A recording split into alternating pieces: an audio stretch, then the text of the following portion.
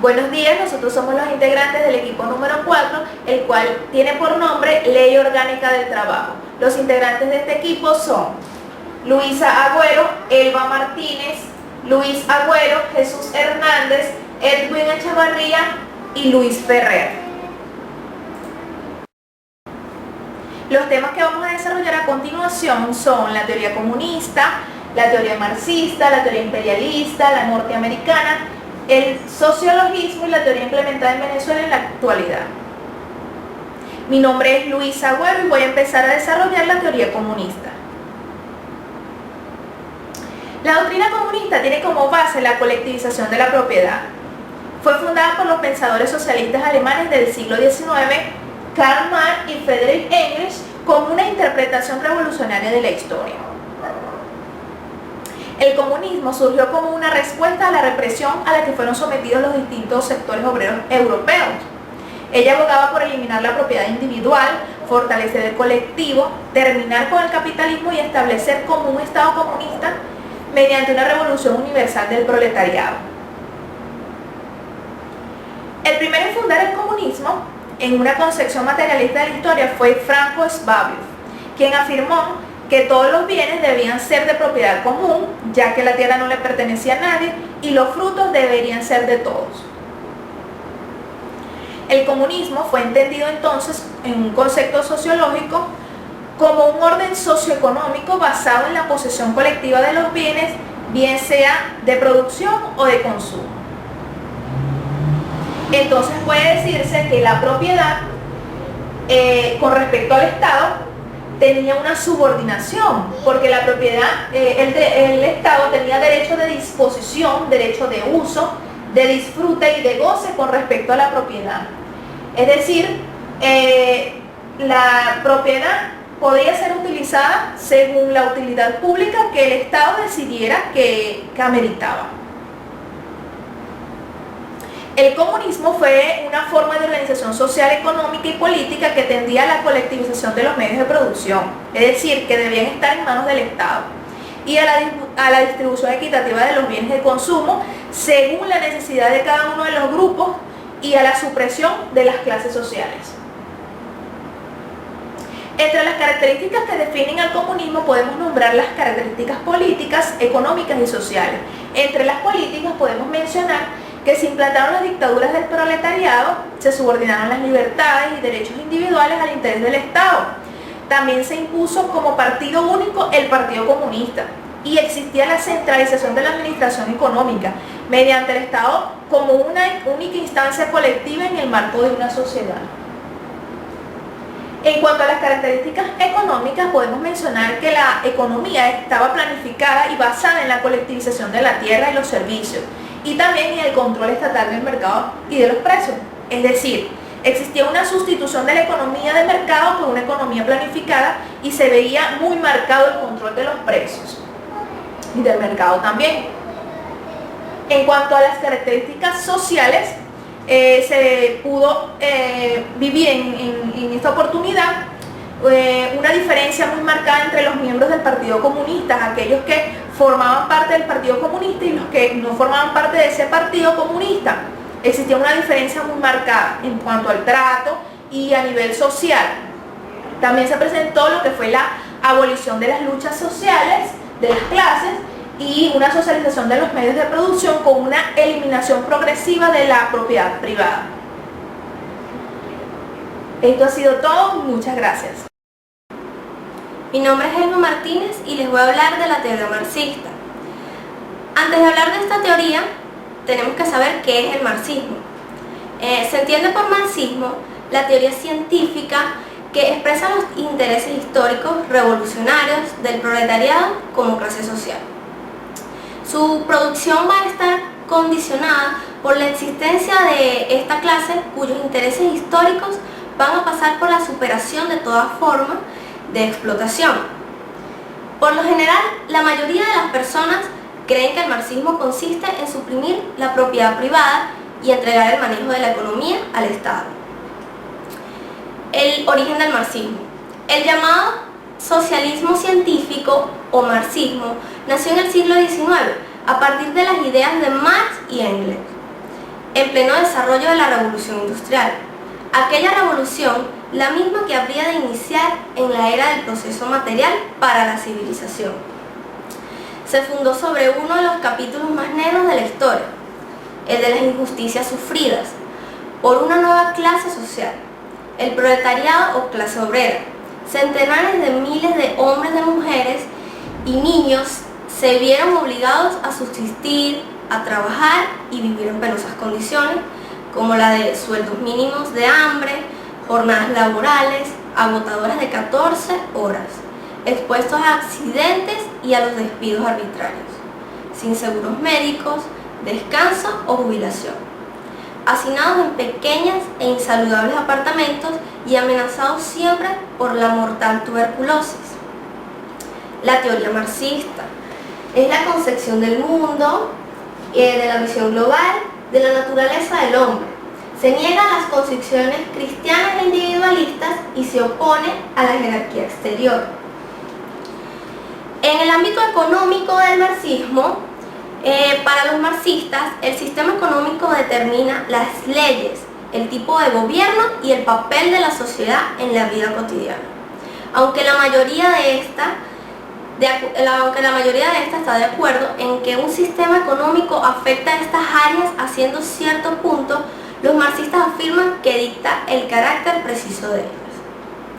En el ámbito político, tenemos que los marxistas ven el mundo como una lucha entre las burguesías. Son los dueños de propiedades privadas y de los medios de producción. Y en el proletariado, trabajadores, con la economía como la base en la que el resto de la sociedad es construida.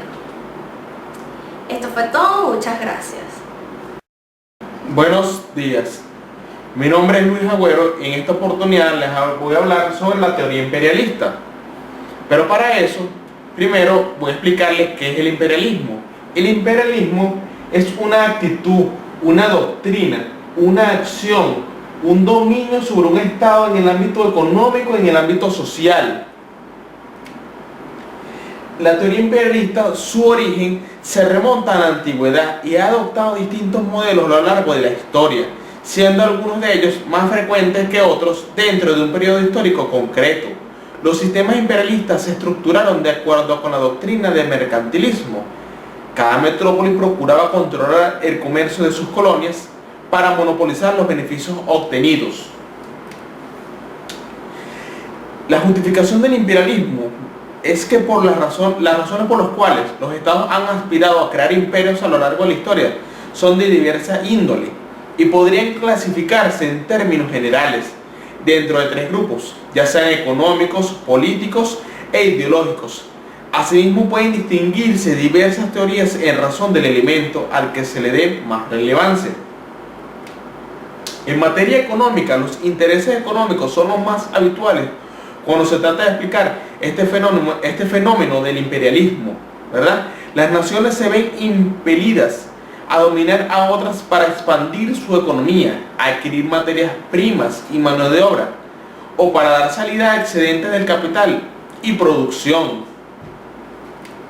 En materia política, los autores hacen hincapié en los condicionamientos políticos y alegan que la razón principal por lo que los estados tienden a expandirse es el deseo del poder, de prestigio, de seguridad y ventajas diplomáticas con respecto a otros estados. En materia ideológica, de acuerdo con la perspectiva, algunos países se ven impulsados a extender su influencia para difundir sus valores políticos, culturales o religiosos.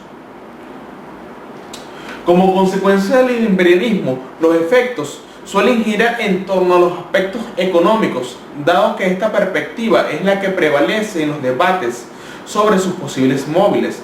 La polémica surge entre aquellos que creen que el imperialismo implica explotación y es la causa del subdesarrollo y el estancamiento económico de las naciones pobres, y los que alegan que, pese a las ventajas que proporcionó esta situación a las naciones ricas, también las naciones pobres se beneficiaron, al menos a largo plazo.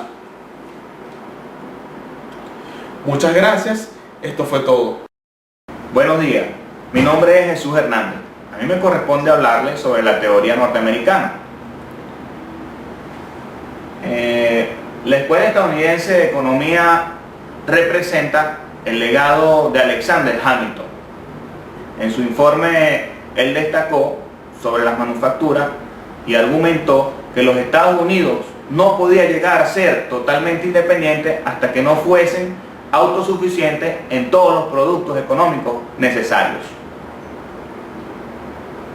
El sistema americano fue un plan económico mercantilista estadounidense basado en las ideas de la escuela americana de Alexander Hamilton, desarrolladas más tarde por Friedrich List, que proponía aranceles elevados para apoyar las obras públicas, como la construcción de carreteras, un banco nacional, para fomentar las empresas productivas y crear una moneda nacional fuerte.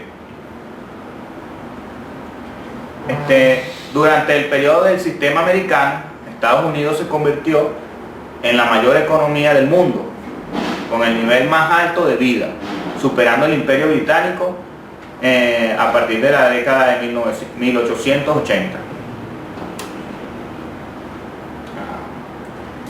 La teoría norteamericana, ¿verdad?, es una filosofía macroeconómica que dominó las políticas nacionales de Estados Unidos desde la época de la guerra de secesión hasta la mitad del siglo XX, después del mercantilismo y antes de la economía keynesiana.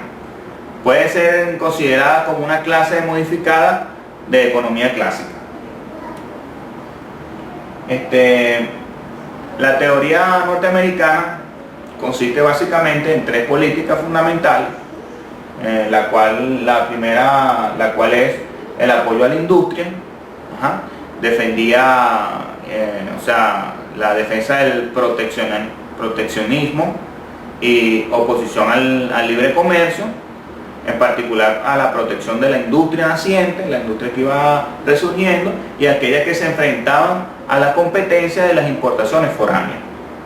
La segunda política fue crear la infraestructura física, o sea, financiamiento del gobierno de obras públicas para acelerar el comercio y desarrollar la industria. Esto requirió en su momento la regulación de las infraestructuras privadas para asegurar que cumplían con las necesidades de la nación para el momento. La tercera y última política era crear la infraestructura financiera, o sea, crear un banco central que sea patrocinado por el gobierno para emitir una moneda fuerte y fomentar el comercio. Para esto fue necesario el uso de poderes soberanos de regulación de crédito para fomentar el desarrollo de la economía e impedir que existiera especulación. Esta es toda mi exposición, espero haya sido de su agrado y su interpretación. Muchas gracias. Bienvenidos, mi nombre es Edwin Chavarría, soy integrante del equipo número 4 que lleva por nombre Ley Orgánica del Trabajo de los Trabajadores y las Trabajadoras, y mi punto es en sociología. Antes de hablar de este término, es importante resaltar las diferencias y las similitudes que pueden existir entre esta terminología y lo que es la sociología. Comenzando con el sociologismo, que tiene como raíz etimológica el vocablo sociología, y a su vez proviene del latín socio, que significa socio, logos, estudio y ciencia. Otro término u otro concepto es que es una ciencia que trata de las condiciones de las sociedades humanas. También tenemos otros términos contrapuestos. El primero dice que es la tendencia de la importancia extrema de los hechos sociales de la sociología, y el siguiente nos dice que consiste en la exageración del papel que tiene la sociología entre las ciencias. En la sociología podemos decir que es una ciencia de carácter fáctico que reporta hechos y costumbres, que no es de ningún carácter normativo, y que esta disciplina se encarga del estudio de las ciencias sociales humanas, de los fenómenos religiosos, económicos y artísticos que ocurren en ellas y que las circunstancias sociales en las que se desarrollan una profesión. Ahora bien, el sociologismo afirma que la ciencia es un producto de la sociedad, que los científicos crean los hechos y estudian la existencia de la realidad, y que la sociedad influye en la ciencia, ya que es esta quien dicta lo que hay que investigar. Es por eso que este tipo de tesis sociologistas no admiten que la ciencia sea un conocimiento universal. También podemos decir que el sociologismo se deriva del desarrollo de la sociología como ciencia fundamental para explicar los fenómenos humanos y sociales, como anteriormente lo hemos dicho, y que busca comprender las interrelaciones entre los hechos sociales desde una perspectiva histórica. También pretende ubicar el carácter de los conflictos y los problemas de la sociedad y sus relaciones con los individuos. Ahora bien, en lo que es el sociologismo jurídico, podemos decir que es una concepción judicial del derecho, y donde lo importante será la jurisprudencia y no la legislación. Los principales factores jurídicos han de tener en cuenta que son relacionados con la aplicación efectiva del derecho por los tribunales. Las normas o reglas jurídicas ejercen una influencia menor sobre las decisiones de los jueces, y lo importante será el carácter y bagaje cultural, las debilidades, el aborrecimiento y los prejuicios, las opiniones e instintos, condición, origen social e incluso hasta el estado de salud. Y todos estos factores son los que determinaron la solución jurídica de cada caso, y es aquí donde el juez es el único creador del derecho. Ahora bien, tomando el término del sociologismo y trayéndolo a lo que es un ejemplo de la actualidad en Venezuela, podemos dar un breve resumen lo que es a nivel político. Y bueno, partimos en 1998 cuando Venezuela llega al poder del gobierno que actualmente se encuentra en vigencia y que es de tendencia izquierdista. Desde su implantación ha predominado una gestión que se denomina socialista en pro de la igualdad e inclusión de todos los sectores de la sociedad, y es que se ha enfocado directamente en enviar este mensaje a los sectores de más bajos recursos. Este tipo de gestión ha generado una serie de cambios en el ámbito jurídico como respuesta a las exigencias políticas, sociales y culturales que se han manifestado en la última década, como lo son la reforma constitucional, reformas de leyes tributarias, de leyes agrarias, leyes sociales y de trabajo. De igual forma, dentro del ámbito cultural, el uso de la palabra social y sus variaciones se han multiplicado como un gesto de exaltación heroica y política por parte de muchos ciudadanos y sobre todo en las instituciones públicas, como reflejo de un sentido de pertenencia partidario que ha sido objeto tanto de estudio a favor como en contraposición para el análisis y entendimiento de lo que son los acontecimientos colectivos que se encuentran enmarcados hoy en día en nuestro país. Este fue todo mi punto, espero que les haya gustado, muchísimas gracias. Hola, muy buenas tardes, mi nombre es Luis Carlos Ferrer. Voy a explicarles más o menos la aplicación de las teorías comunistas, marxistas y socialistas, al igual que la imperialista, dentro del Estado venezolano. Actualmente las políticas de Estado de Venezuela han implementado estas teorías dentro de su línea de proceso social, dado que el capitalismo, que es el que regía antes del 1999, antes de la reforma de la constitución principal de la Carta Magna de Venezuela, eran las políticas que continuaban, o era la política que se aplicaba en la parte económica y en la parte social. Sin embargo, al haber este cambio y al haber los lineamientos de los presidentes que han pasado desde el 99 hasta la fecha, han mantenido esos cambios o esas teorías en el presente. Venezuela y en estas políticas de Estado han trabajado de manera paralela. El comunismo, el capitalismo, el comunismo, el socialismo y el marxismo lo han trabajado por una línea, y por la otra han trabajado el capitalismo, han trabajado las rentas y han trabajado el capital social de un solo mercado, o el monopolio, como se llama. Venezuela y en las líneas políticas no han discernido o no han dividido con exactitud estos trabajos que han realizado, dado que lo aplican para un cierto sector de pueblo y lo han aplicado para otros sectores de pueblo. Aún sigue la división social, ha crecido la marginalidad o ha crecido la parte económica marginal, con todos estos cambios políticos que han realizado en el mercado. Han creado un control cambiario que no ha permitido ir más allá de lo que se realiza. La producción está al 100% de los productores, que aún quedan en la parte privada o aún quedan en la parte social también, donde no han producido lo suficiente o no han explotado la tierra como tal. estos cambios o esta derivación de cambios ha mermado y afectado también a la población, donde hemos visto multitudinarias colas, donde hemos visto multitudinarias protestas en estos cambios políticos sociales, donde afectan tanto la parte económica, tanto la parte emocional y tanto la parte de trabajo, y donde yo le presto un trabajo para una contraprestación en salario, siendo obligado en la parte capitalista para darle beneficios a empleados o a los trabajadores. Son varios ejemplos que a Venezuela ha realizado en estos últimos años para el beneficio de todos o para el maleficio de algunos. O sea, hay que ver en qué posición estaría, en qué opinión estaría, para discernir o detallar en qué parte está uno o en qué parte está otra.